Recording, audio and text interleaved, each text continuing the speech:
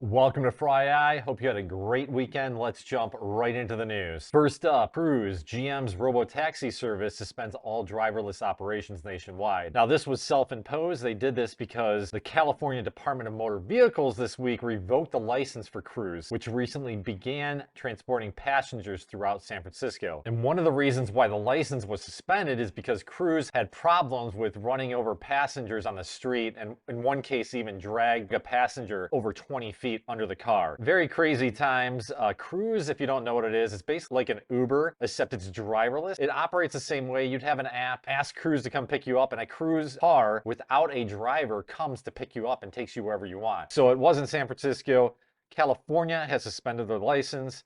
And the companies sort of just said, well, if you're going to suspend our license, we're going to shut down all operations. And they're probably doing this just to make sure all the safety aspects of their technology are in place and then go from there. Now, the crazy thing about this company is that it is the top funded AI company in the entire country and world. Right now, Cruise Automation right here has gotten $15.1 billion in funding. And it's considered AI because the technology that makes Cruise work is powered by AI. It even has more funding than OpenAI, which is hard to believe. A lot of people haven't even heard about Cruise before. I didn't hear about Cruise until I started researching on what companies had the top funding in AI, and Cruise is at the top. And then you go down more, Waymo is 5.5 billion, Databricks, a bunch of these other ones here, and Anthropic, that's the chatbot Claude.ai, that has $2.8 billion.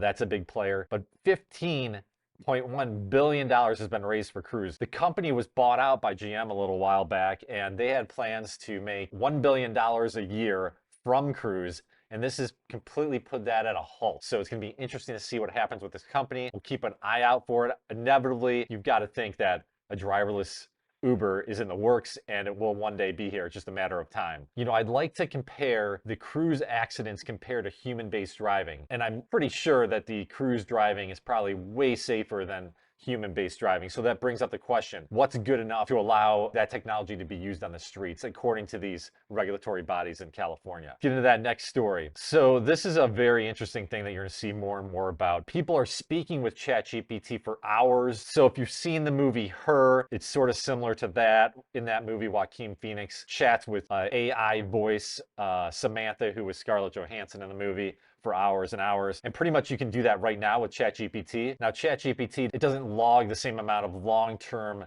data that was done in the movie, but there's workarounds for that.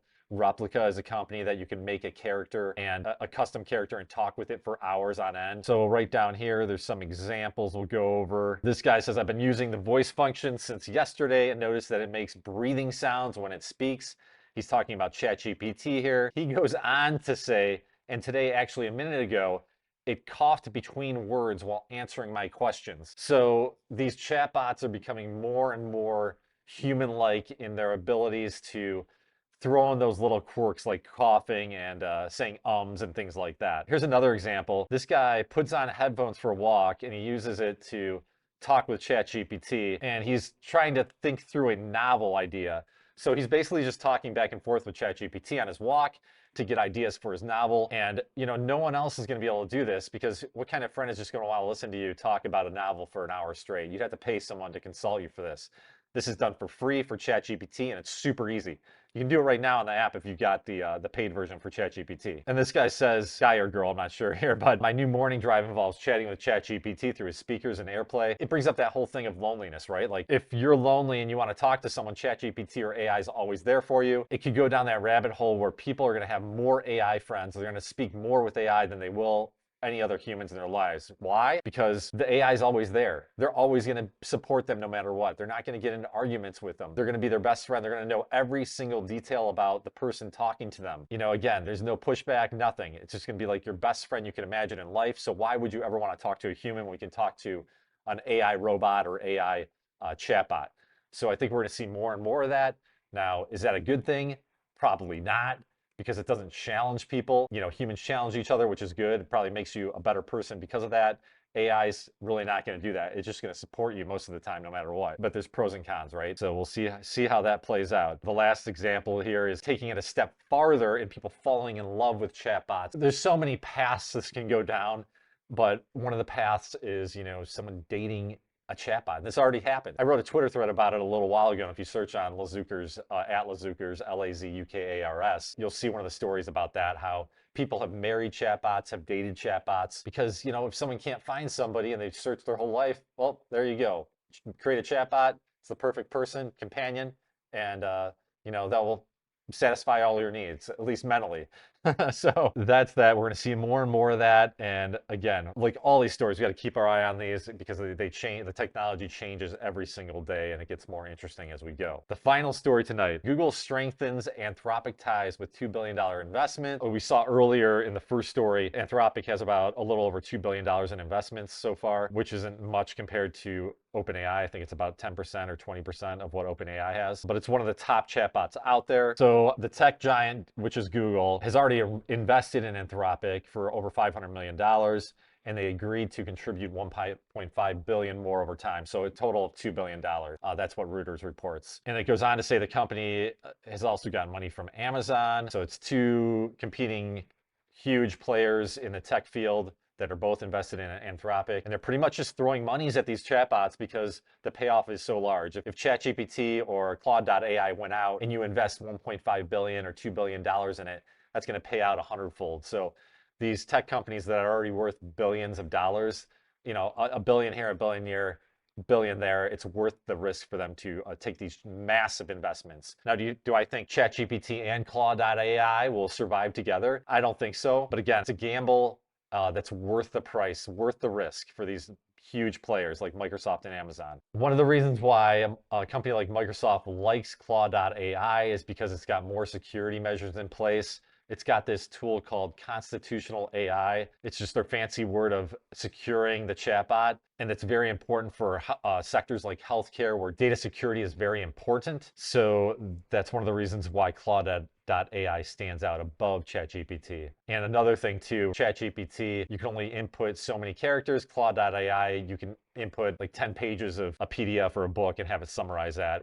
That will get better with time, but right now Claude.ai is winning in that field. And finally tonight, the tool, I know you guys always like that. We actually interviewed this company a while back. It's one of the top trending projects in GitHub. We love going on GitHub to find projects. So it's Coqui. And what Coqui is, it's a text-to-speech tool. It can be used for anything. Mainly, the co-founder said it's being used in video games for like NPC characters.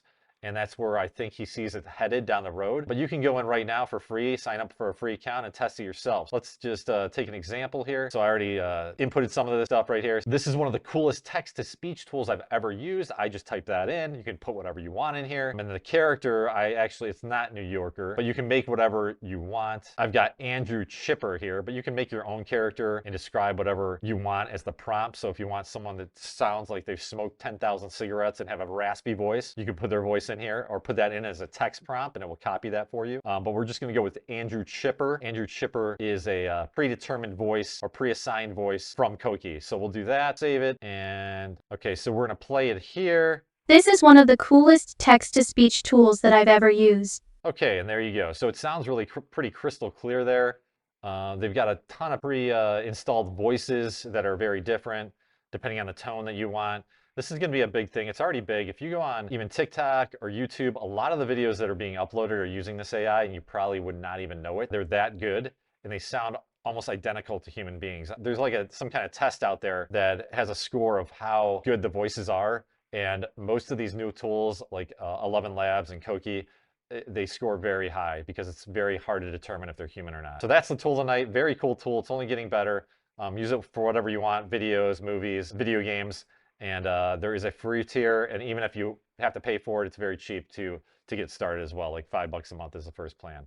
And again, we don't get any compensation from these videos. It's just something cool that I thought was I wanted to share with everybody. So that's it for tonight. Thanks as always for tuning in. We really appreciate it. We're going to be doing again these every weekday. So please stay tuned. Please subscribe to our email newsletter at fry-ai.com/subscribe. I'll see you tomorrow night. Have a great rest of the night. We'll see you tomorrow. Take care. This is Ryan signing out. Bye.